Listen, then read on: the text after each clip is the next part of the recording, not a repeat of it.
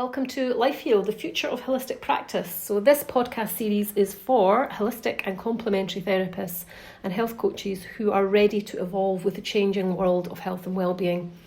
It is for you if you are out there trying to live your dream job and your dream purpose and are feeling that a bit disillusioned and a bit lost, and feeling that perhaps whatever you've trained in and the stuff that you're doing out there is a little bit out of date, or that you are not quite hitting the mark and it's not the idyllic life that you hoped it would be. Perhaps you feel that you're not reaching people, you don't know how to reach people. Perhaps you've got your own treatment room and you're sitting there day after day and there's no clients coming in. This podcast is for you if that is the case. So I'm Sam, integrative health coach, therapist and co-founder of LifeHeal, and this series explores how integrative health, lifestyle medicine, social prescribing, digital health and multi-modality therapies are redefining what it means for holistic care and complementary therapies.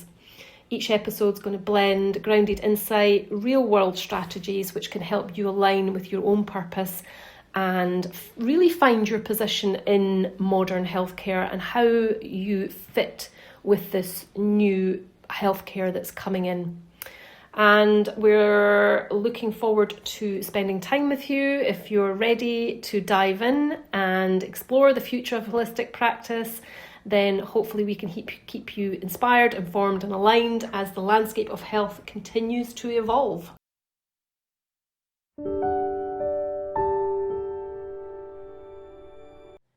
Welcome back. In this podcast today, I have a very special guest. Well, actually, I call her a guest. She's the boss, my business partner, my best friend, and my wife. Hello. So this is Erica. She's one half of LifeHeal. You've heard me referring to her all the time.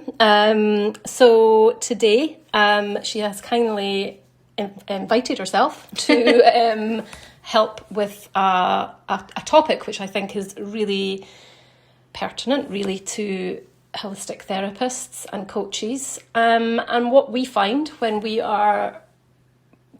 are on our courses and we are coaching people and chatting to people is that the main thing holding therapists back is anxiety. I spoke about this a little bit in the last episode about why your story is important and how to get yourself out there, but the main thing is anxiety, and you've all got your story. And as I said last time, 95% of therapists and healers have had some discomfort, trauma or dis-ease in their life, and that's what makes them incredible therapists and healers. So Erica has kindly joined us today, and do you want to say hi to everybody? Hello.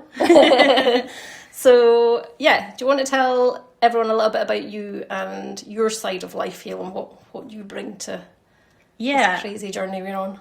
I always describe it like you deal with the body and I deal with the mind, although there's always a little bit of an overlap because, as we know, it's all connected. Despite having some experience with body work, my absolute passion is everything to do with people's mental and emotional well-being. Started off doing a diploma in coaching and mentoring and cognitive coaching. Then went on to do a degree in psychology. Really passionate about that. Got a real interest in positive psychology.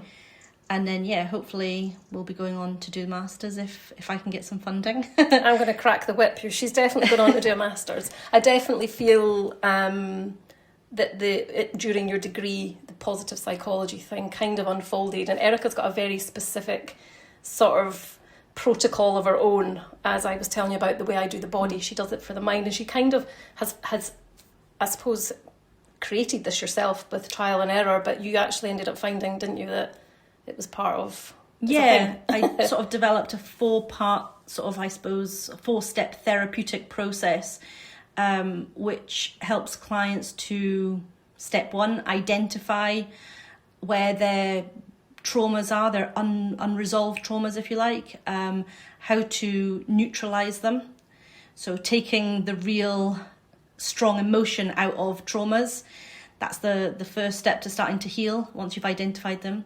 The third thing was to alchemize the energy. So that really comes into play with compassion, forgiveness, use that a lot in the therapeutic process, and then integrating what they've learned from whatever's happened, because every trauma is an opportunity.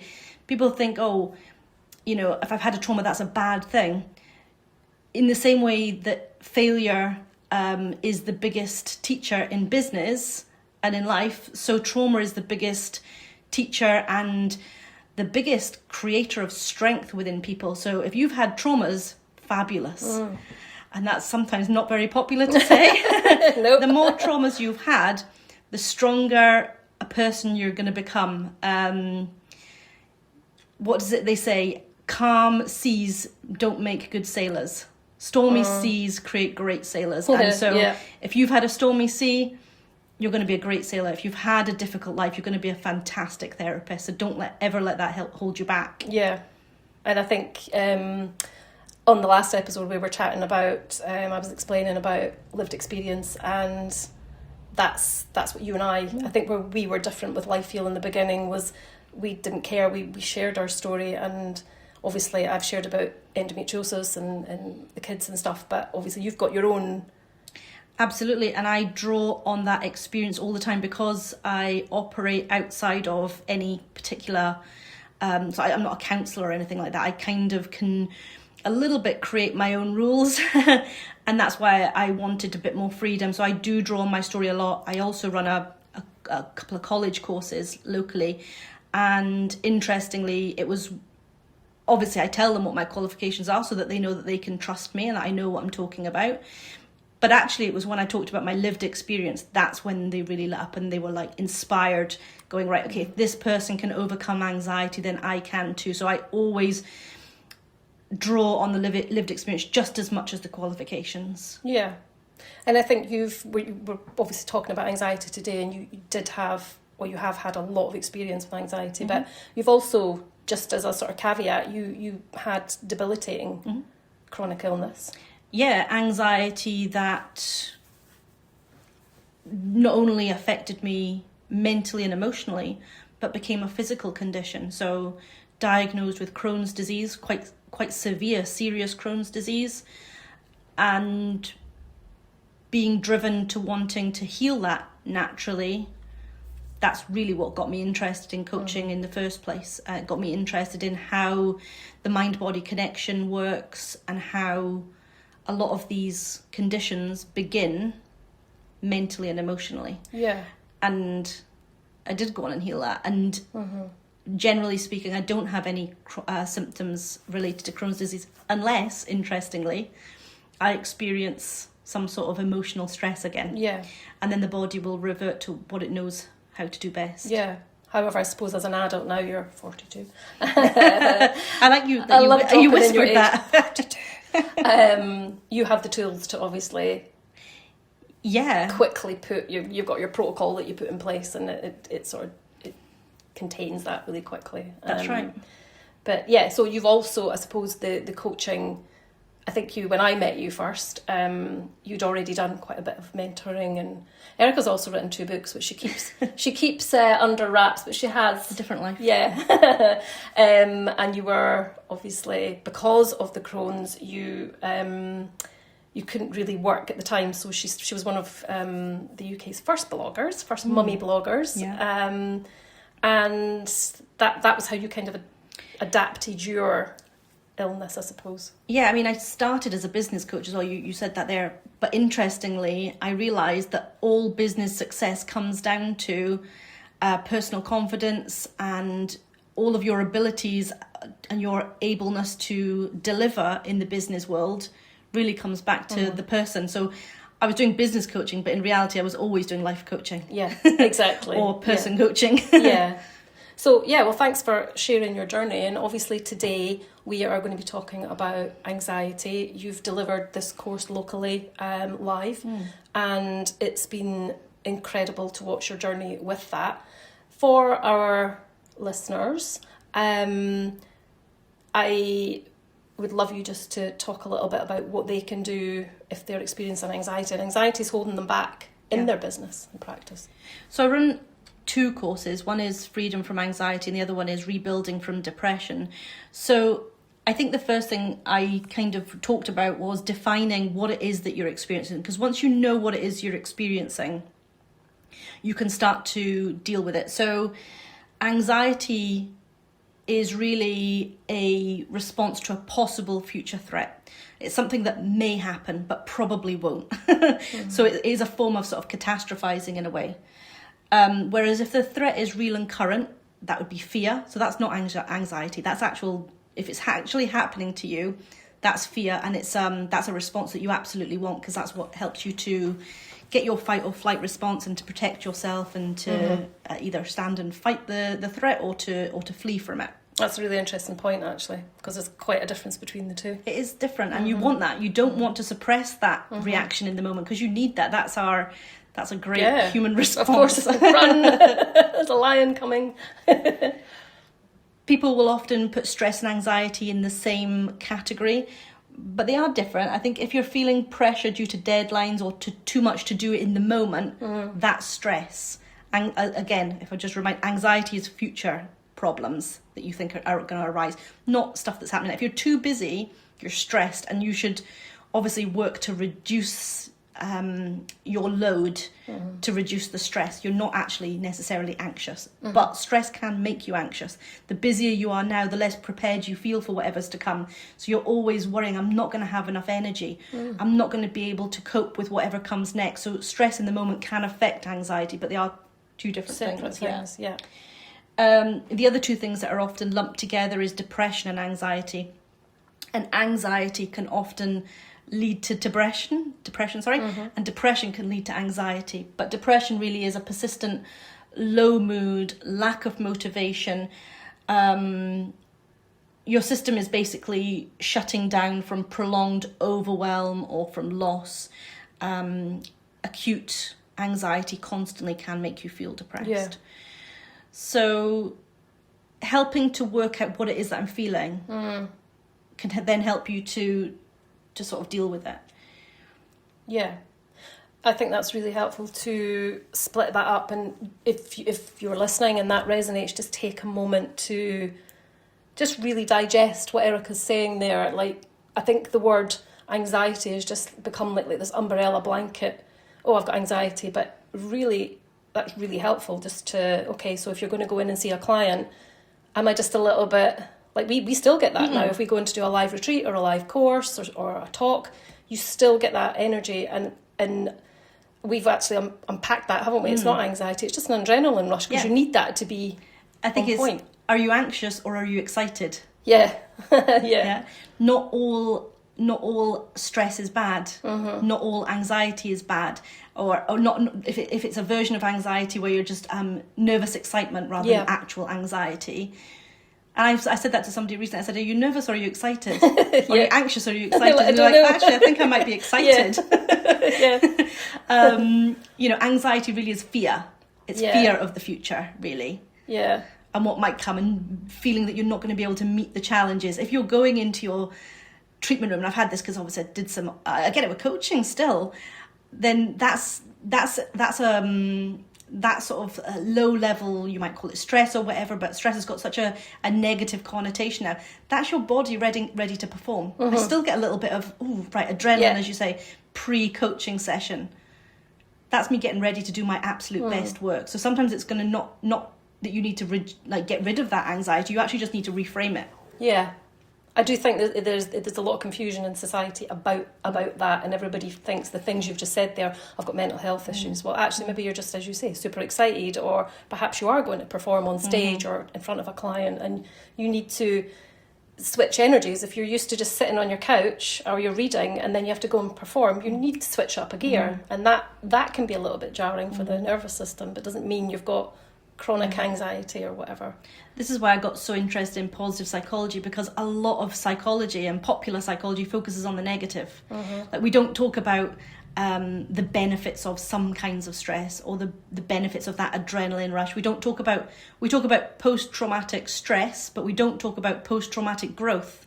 Wow, yeah. Which is also really prevalent. People that have, so for example, breast cancer. or any kind of cancer actually. And what you hear is that they've got this new lease of life. They're building houses, just watch Grand Designs and that happened. Or they're going travelling, they've quit their job, they're going to do this, and there's no fear anymore. Yeah. Post-traumatic growth. Yeah. It's just as prevalent. That's fascinating. And it's definitely a thing, isn't it? And I think you get to choose. I do to a certain degree. I think you can take your trauma and you can go one road, post-traumatic stress. Sometimes you're in control, sometimes you're not. Or you can choose to be, I said this in my class last week, you can choose to be the victim in your story, or you can choose to be the hero. Yeah. When you choose to be the hero, you alchemize the experience and suddenly you're the conqueror. Yeah. So you might have been abused as a child or whatever. You can either be a victim of that story or you can be the hero of that story. I've conquered. Yeah. We've had this conversation, I think, when we first met many moons ago, and I think you'd already started identifying that when people have horrendous things happening to them or life-changing things happening to them, that, as you say, you get a choice. Is this going to become lived experience that I'm going to inspire and share, or am I going to become the victim, and am I going to just, around the victim persona, if you like, there is that collective consciousness, isn't there, about how society thinks you should behave. Yeah, I think society collectively encourages probably people to be more in the victim mentality. And I just want to be clear, like, we're not judging anybody here, and obviously you're not completely in control. It can take you a long time to get out of that mentality and be the hero of your story and be the survivor. So there's no judgment in this. It's just, this is more about empowering. That's what I like to do.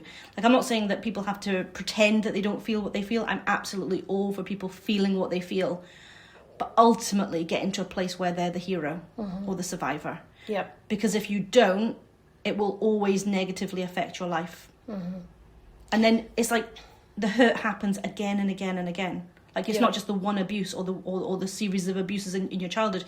That lives on all the way through your life otherwise. And I'm speaking from, personal experience. I'm not just sitting on the sidelines going, well, you should do this, you should do that. Yeah, no, of course. It is from personal experience. Yeah, you definitely have lived experience.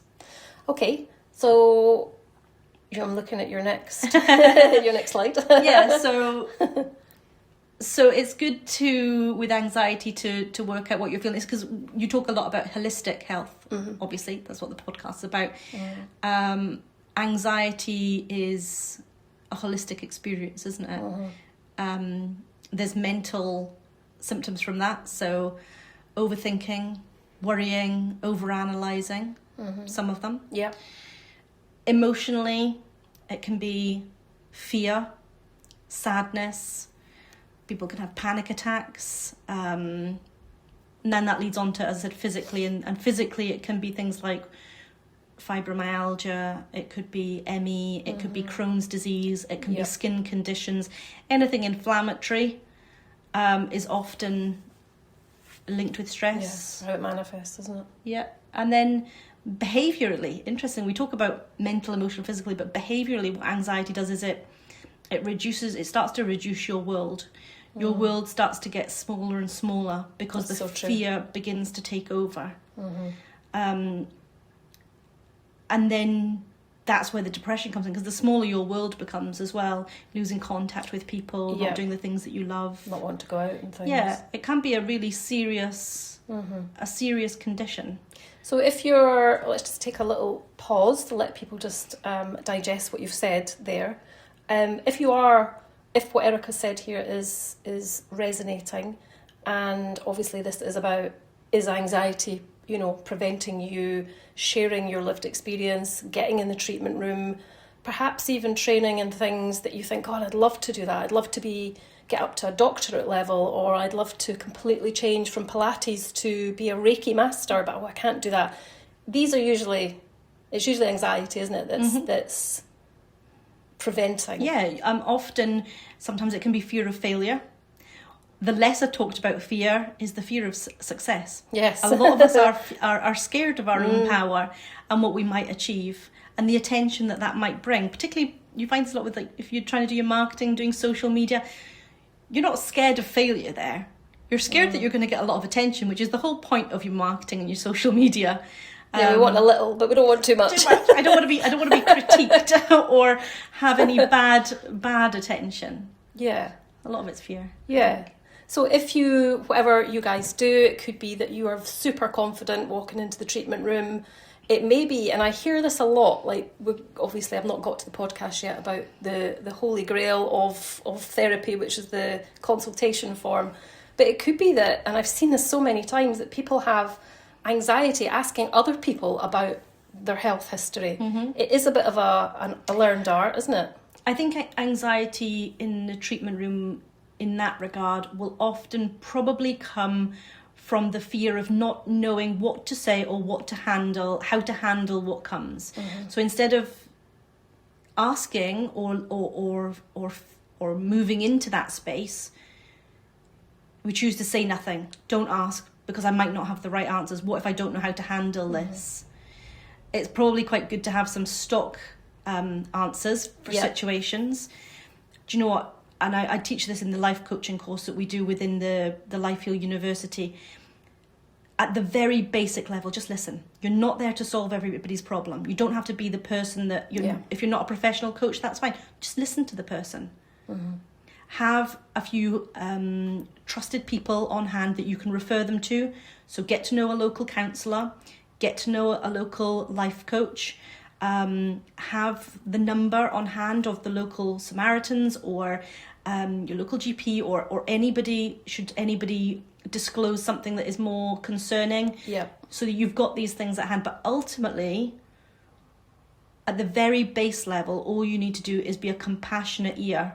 Mm-hmm. And just keep doing is ask gentle questions to encourage them to open up, or just be compassionate in terms of empathizing with their. So all you do is you reflect back. So for example, if we were in the treatment room and I said, and how are you? And you actually did disclose that you were really stressed. Perhaps you were having a divorce or something. Mm-hmm. Oh, I'm so sorry to hear that. How are you coping with it? So I'm just asking a question, and all you do is when you tell me something, all I do is I reflect back to you what you've just told me. Yeah. Yeah. At the base level, mm-hmm. That's all you need to do. But I do think if you are in the treatment room and you are trying to become more integrated and more holistic, then maybe just have a basic. Yeah, I was just going to say that. Obviously, that we've spoken in previous episodes about how, as we all get older, doing the manual therapies, you're not going to be able to necessarily want to or be able to do massage for 20 years. But also as you grow, you feel that there's more that you can give. And I will grab Erica again, and we will do a podcast on coaching. The way of the future is health coaching, integrative health coaching. But as Erica's just said, if you can arm yourself with even just a basic life coaching course, obviously you have written one, it's not that basic, but it's quite very in-depth. It is on our university. If anybody wants a link, just let us know. We've put it in there as part of our subscription, so it's actually free. And the reason that we've done that is so people like you guys can actually take the course.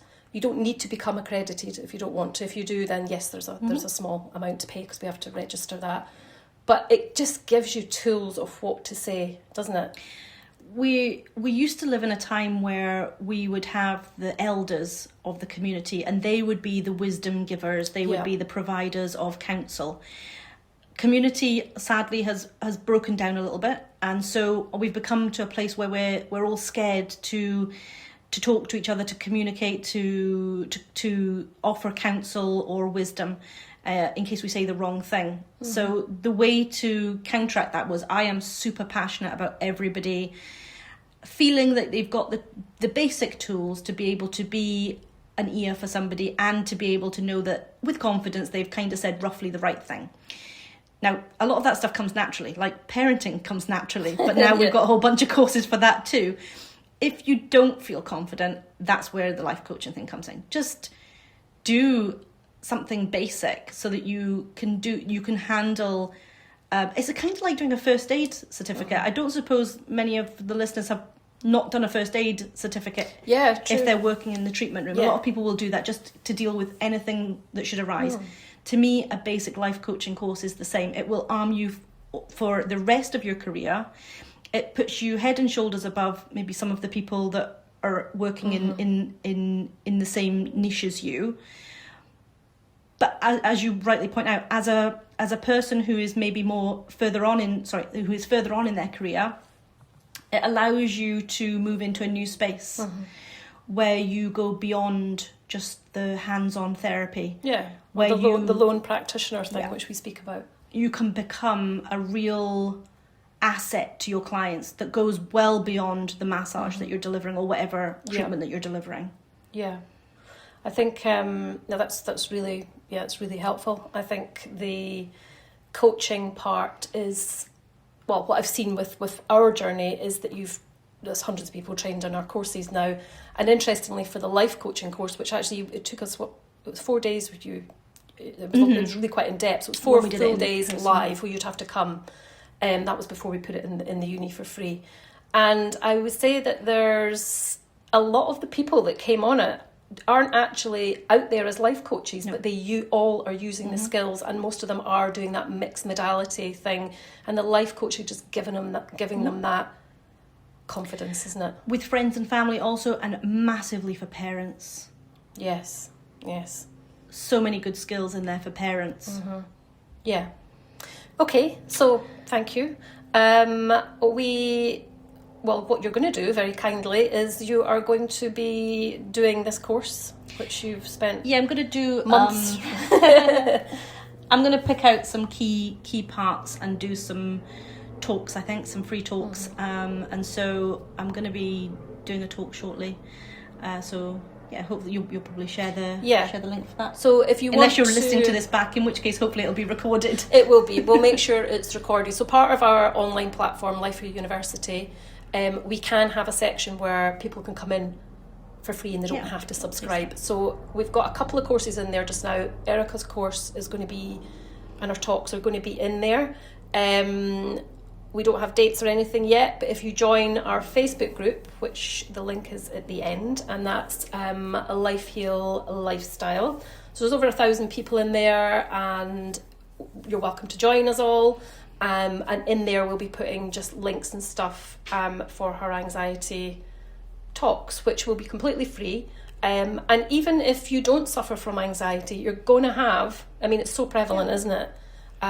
You're going to have people coming that have, all your clients will probably have an element of that. The reason I'm doing it live is, and I love doing live talks because I get that interaction with the audience, and honestly the best I love going off on tangents in these things and just bring any questions, because I love questions and I love being put on the spot, and because I think real gold comes out of that, and we get to have a little bit of a hive mind where we share ideas, share concerns that people are facing. I know what concerns I see in my community courses and in my private coaching, but it's always interesting to hear what other people are hearing as well, and finding good ways of dealing with those things. So I do think that when we are doing, that's a good point, when we're doing our live stuff, I think we're sort of long enough in the tooth now to realise that yes, we're running these things, but it becomes, as you say, that group thing, and there's always resonance happens. Everybody ends up being, everyone's a nurse, or everyone's a vet, or everyone's a healer, and because, or they've all had the same sort of same childhood, or the same autoimmune disease or whatever. It's fascinating, actually. And there's more than one way to heal a thing. And I found that in my college course, the amount of great ideas there were for healing the symptoms of depression and anxiety naturally went way beyond what I knew. So many good ideas, and it was fantastic. I learnt loads. That's the thing. Everybody should be learning from each other, and as we know, a lot of people that are listening to this, you've all trained and invested in your life, your time, your money, your family are on board with it probably, and it doesn't matter what modality we're using at all. Everybody is really just trying to get to the same place, which is to help alleviate symptoms in people and do absolutely to do that. Well, thank you very much. Have you got one, because I know you have these, so I'm going to pick her brain. Do you have one takeaway that somebody could do right now that they can either do for themselves if they're suffering from anxiety, or give them a little challenge and go and take it into the treatment room? What would you recommend? Yeah, so there's 3 things. Oh, we're getting 3. Which I would either challenge you to do yourself if you're suffering with anxiety, or 3 things that would probably work quite well for your clients as well. So the first one is to give up all news. So if you're already anxious, your fight or flight response is elevated, and all the news does is it tells your brain that something bad's going to happen. Yeah. So all you're doing is triggering the anxiety response. So everybody I've ever worked with or spoken to has found that immediately this helps. So just give up all news. So that goes for social media, papers, if you still read a paper. Yeah, absolutely. Radio, news, broadcasting on the television. Or apps. Or apps, yeah, absolutely. Oh, definitely apps, because that push notification Yeah. is a nightmare. Yeah. The second thing is to be in bed or resting with no blue light, so no devices between the hours of 10 p.m. and 7 a.m. It doesn't matter if you're sleeping, actually. Just at least be resting in your bed between those hours. Ready for sleep. Gives your body chance. So the thing with anxiety is your body's not getting a chance to come into homeostasis, and then it's not able to heal itself. Yeah. So it's really important that you kind of get your sleep in order. And as if you have got insomnia or whatever, just using, I was going to say use an app, of course we've not got blue light, some kind of meditation if you can, or something that you know works for you. Yeah. And the third one, maybe, controversial. I know, it's not going to be popular. Alcohol creates a bit of paranoia and anxiety. Yeah. So if you can even have a break from alcohol for a little while, just commit to just either vastly reducing it, keep it to the weekends or whatever, or if you can give it up completely just for a short amount of time, just gives your body a chance to reset itself. Yeah. It may be, and I've had this a lot with friends and clients, that when you've had a break, say for 30 days, dry January or whatever, you start to realise the negative effects it's having on your mental and emotional systems, and you might decide that you don't want to drink anymore anyway. If that doesn't happen, that's fine, but at least give yourself a break just to heal. I think that's a good point about alcohol. Actually, we all think, it's affecting me physically. I know I'm dehydrated or got hangovers, but very little said about It's a depressant. Yeah.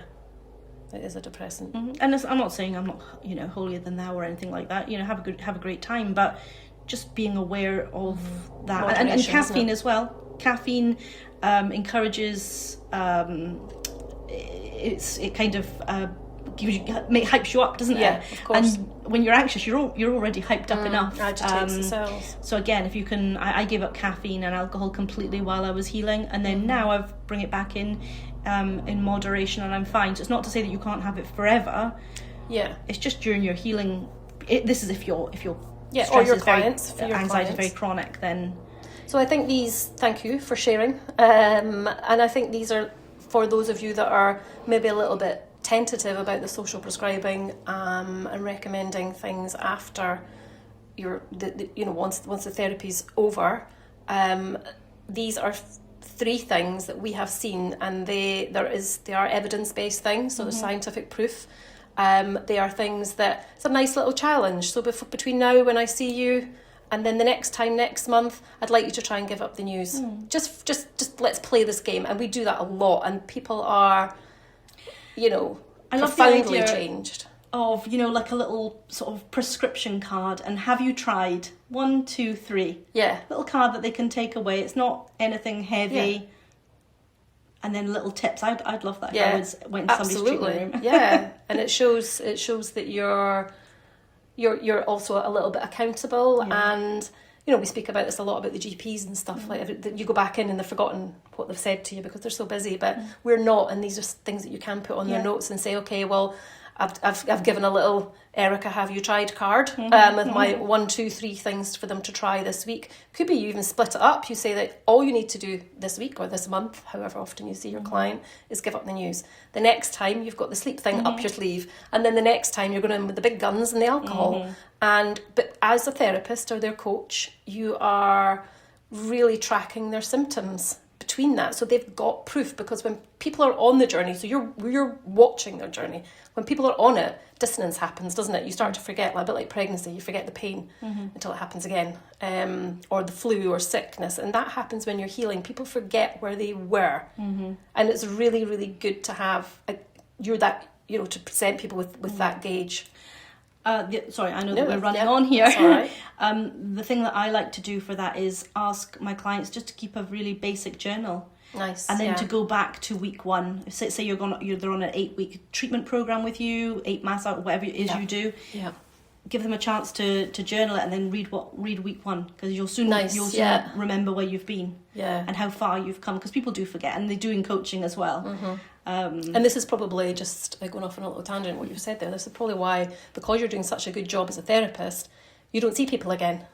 Because they get to the point where like, oh no, I'm fine now. I've given up the news and I feel great. I have no anxiety. But they've maybe not done the deeper work, and you know that as their therapist. And then they end up coming round again, don't they? Later on. So yeah, it's trying to be part of people's journeys as long as they need you. And in the spirit of collaboration, just to restate something that was touched on earlier on, highly recommend, if you are predominantly a body worker and you don't want to become a counsellor or a coach or sort of more professional in that area, team up with somebody locally, because they can refer to you. Yeah, because I'm aware that when I do my clients, then once I get to a certain phase, I'm aware that they need body work. And vice versa. Great way to go from the lone healer, the lone sort of therapist, to becoming a collaborator and becoming part of a little team. That's a really good point. And LifeHeal, which is basically what Eric and I, this is where we sort of started many years ago. People will come, just imagine LifeHeal as a shop, which it was. They would come into the building, and myself or Erica would have our consultation. Didn't really matter which one it was, and we'd unpick their whole health history, emotional, physical, and mental. Also spiritual, because it's a very spiritual sort of offering as well. And then we would decide what people were having. So sometimes they would have a coaching course with Erica, and then she'd get to a certain point. Although you are a very good massage therapist, she was also trained in all these things. But if it came to a point where if your client is, you've done all the body work you can, but if the mind is still triggering the body and you've got that perpetual loop thing, you're going to need someone that knows how to intercept that. Vice versa. If it can happen the other way around, like best life coach in the world, but if those emotions are stored in the liver or the kidneys, and this is why it's really worked for us, because Erica deals with the mind and I deal with the body. Although I do coach sometimes and you do body, it's what we have found works for us. So if you are that lone practitioner, but you're feeling like I've got bits missing, and those bits are causing you to have a lack of confidence, going, I can't unpack this with this, or unpick this with this client because I don't have the tools. And those tools, as Erica's just said, could be the details of another therapist. Added, and we talk about added value, and my background's a little bit in marketing as well, and we talk about added value. You can be the premium offering in your area if you're offering more than other people. And one of those extra things is having connections to people that you trust, that you can refer them to, your clients to, when they need things that you can't offer yourself. Yeah. Like I also do this. If I have somebody that works in addictions, which is not really my thing, I can refer to them. Likewise, I obviously work with Sam, so I can refer to her. I know somebody who's a grief counsellor. I do some grief, but if it's particular type of counselling, I know where my limitations are, but I've got people that I can then refer to. So that's value in itself. And that goes back to, I think, I don't know if it was episode 2 or 3 where we spoke about that more collaborative way of working, and don't, obviously, Erica, I mean, you've played it down there. She did go to university for marketing. So you had your own marketing business as well as part of after sort of the blog and as part of the blog. But you're quite, you do pioneer sort of that for people, that they don't just keep all the business for yourself. We don't need to do that, do we? No, absolutely not. There's a lot of people that need a lot of help, and I genuinely don't feel that there are enough people. There are not enough good people working in this industry, if you want to call it that, in this space, there's always more space for excellent coaches, excellent healers, excellent body workers. You know, absolutely. And more so as we move into the future and the NHS isn't able to keep up with the demand. This is the new sort of version of community, isn't it? Mm-hmm. Yeah. One thing I would just say on the back of what you're saying about sort of collaborating with people, if you're a body worker, or if you aren't really keen on doing the more deep diving with coaching, the good thing about coaching and the great thing about health coaching is that it can all be done online, which means you can have clients anywhere, which means also you can refer. So it could be that you maybe were on a convention somewhere and you met someone that's in the States and you thought, wow, an amazing life coach. We can all work around time zones. So that's one thing that the pandemic has done for us. You do all your stuff online apart from our retreats, don't you? Solely now. And that wasn't the case before pandemic. I worked face to face. Much prefer working online. I can deliver my best work in that way now. I do it face to face, so we do like sort of video cam, if you like. And actually I think that's the best format. And actually research suggests that for young people, if you're coaching younger people, they actually prefer now either face-to-face online, but actually not even face-to-face. They actually quite like sort of a version of, I suppose, email coaching, where they don't have to talk face-to-face at all because of the social anxiety. They're so used to messaging now that's become a format for coaching. So it's about thinking about, yes, well, you know, somebody that's a little bit older may want that sort of face-to-face element, but a lot of younger people don't. Yeah, so obviously that's really difficult for people that are in their maybe 30s, 40s and particularly 50s and 60s that have been brought up when you went to the doctor, it's face-to-face, and the thought of doing that over the phone is crazy. But we are in the digital age, and digital health, telehealth, that's what that is. And there's lots of different ways like to reach your client. Yeah, I do a combination. As much as I do my face-to-face sessions, they also have access to a private space with me where they will write down their thoughts, their journaling, they can ask questions, and I will go back in a messaging format. So I now do a combination to allow people to lean towards the format that works best for them. Yeah, amazing. Well, thank you very much. And thank you for I know you've got a session. Thanks. If you want to connect, if you've got any questions for Erica, you can just obviously message through LifeHeal, and she's more than happy to connect with any of you. And hopefully, if you've enjoyed this, we'll grab her again and we'll pick her brains in future. Thank you so much. Thank you. Thank you.